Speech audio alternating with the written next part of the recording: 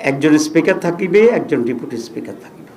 সেক্ষেত্রে স্পিকার সরকারি দল নেবে এবং আমাদেরকে ডেপুটি স্পিকার অফার করবে। সরকার আমাদেরকে লিখিত প্রস্তাব দিলে আমরা বিষয়টা নিয়ে পর্যালোচনা করে আমাদের সিদ্ধান্ত জানাবো। আসলে এখানে দুটি বিষয় আছে।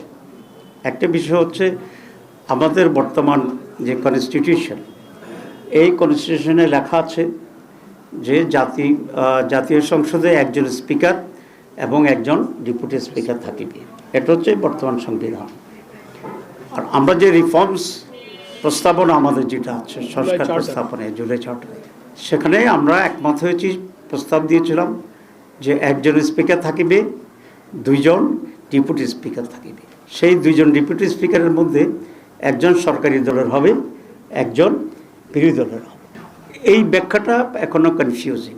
যদি এমন হয় সরকার বর্তমান সংবিধানের আওতায় যে একজন স্পিকার হবে সরকারের কাছ থেকে, আর যে একজন ডেপুটি স্পিকার আছে এটা তারা বিরোধী দলকে অফার করবে, সেই ক্ষেত্রে বিষয়টা কি হয় আমরা বিবেচনা করে দেখব।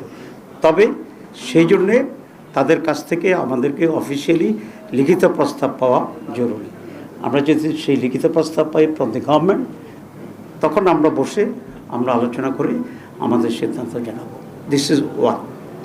সেকেন্ড হচ্ছে জুলাই সনদের আওতায় যে একজন স্পিকার, দুইজন ডেপুটি স্পিকার থাকবে। তো এটা যদি তারা মনে করেন যে ওই জুলাই সনদের অংশ হিসাবে একজন ডেপুটি স্পিকার আমাদের দিবে, একজন তাদের থাকবে, তাহলে এটার কোনো বৈধতা নাই, আনলেস যে রিফর্মসের গণভোটের যে রিফর্মসের টোটাল যেটা আছে এটার বাস্তবায়ন না হওয়া পর্যন্ত। তো সেটা টোটাল বাস্তবায়ন হইলে যদি দুইজন হয়, একজন আমাদেরকে অফার করে, তখন আমরা আইনি ভিত্তিটা পর্যালোচনা করে সেটা আমরা দেখব। সুতরাং এখানে দুইটা অংশ আমি আবার রিপিট করছি টু বি ভেরি ক্লিয়ার। একটা হচ্ছে বর্তমান সংবিধানের আওতায় একজন স্পিকার থাকিবে, একজন ডেপুটি স্পিকার থাকিবে। সেক্ষেত্রে স্পিকার সরকারি দল নেবে এবং আমাদেরকে ডেপুটি স্পিকার অফার করবে।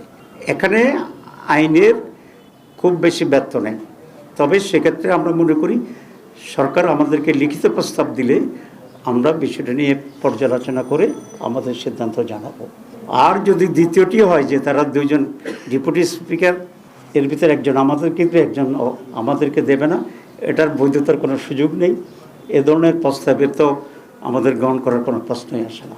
বরং আমাদের দাবি থাকবে যে জুলাই চার্টারকে পূর্ণাঙ্গভাবে বাস্তবায়নের উদ্যোগ নিয়ে এটাকে যদি আইনি ভিত্তি দেওয়া হয়, সংবিধানে ইনক্লুড করা হয়, তখন দুইজনের স্পিকার আইনসম্মত হবে, সংবিধান সম্মত হবে এবং একটি বিরোধী দলকে দিলে, একজন সরকার নিলে এই আইনি ভিত্তি হবে, তখন এটা বিবেচনা করা হবে।